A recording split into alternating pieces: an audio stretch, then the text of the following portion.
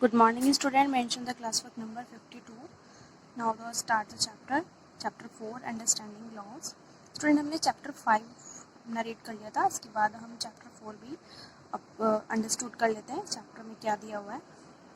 You may be familiar, आप परिचित हैं लॉज के कानून के बारे में. With some laws such as, कुछ ऐसे कानून हैं those that specify the age of marriage, जो एज स्पेसिफाई करते हैं मैरिज की, शादी कब विवाह होना है. The age at which person can vote, की वोट कब डाल सकते हैं.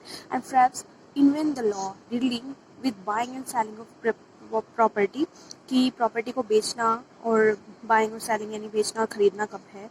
We now know that the parliament is charge of making law, संसद भवन में कानून बनते हैं.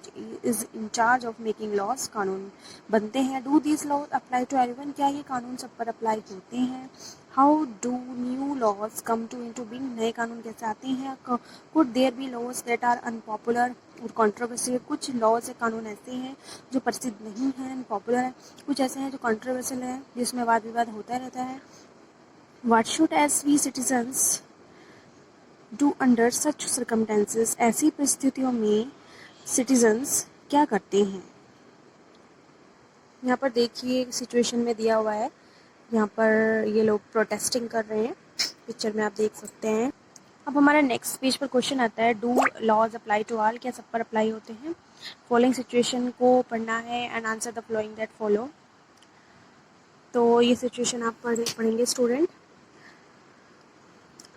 A government official help his son, government official help करते हैं अपने बेटे को go into hiding because his son has been a 10-year jail sentence by a district court. फिर डिस्ट्रिक्ट कोर्ट ने उनके बेटे को सज़ा सुनाई है अपराध के that he has committed, जो उन्होंने किया.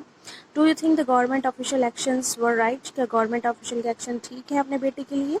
Should his son be exempt from the law just because his father is economically political powerful, क्या ऐसा होना चाहिए क्योंकि उनके पिताजी इस टाइम शक्तिशाली पावर के साथ हैं, राजनीति उनके पास पावर है. The above is clear case how violation of law, की कानून का उल्लंघन हुआ है. As you read in unit first first में भी आपने पढ़ा है, member of constituent assembly were agreed that there should be no arbitrary exercise of power, कि कोई भी अपने पावर का मिसयूज़ नहीं करेगा इंडिपेंडेंट इंडिया में. They therefore instituted several provisions in the constitution that would establish the rule of law. हमारे कुछ ऐसे प्रावधान हैं हमारे संविधान में कानून के. the most important of these was all person independent India are equal before the law. और सबसे बड़ा प्रावधान यही है कि सभी लोग, जितने भी भारत के सभी नागरिक हैं, सब समान हैं, इंडिपेंडेंट हैं बिफोर द लॉ, यानी कानून के आगे. Next topic in next video. Thank you so much.